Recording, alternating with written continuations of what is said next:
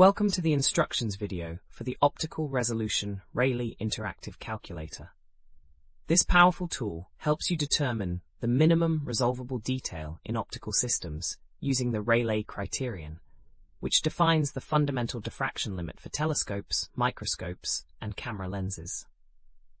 To use this calculator, you'll need to enter a few key parameters. First, input the wavelength of light you're working with, typically measured in nanometers. For visible light, this ranges from about 400 to 700 nanometers. Next, enter your aperture diameter, which is the opening size of your lens or mirror in millimeters. You can also specify the distance to your subject if you want to calculate the minimum resolvable feature size. For our example, let's enter 550 nanometers for green light and 100 millimeters for the aperture diameter. After clicking Calculate, the results will show you the angular resolution in arcseconds and the theoretical minimum separation between distinguishable points.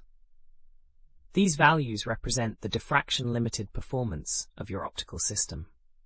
We have thousands of other free engineering calculators on our website. Head over and check them out.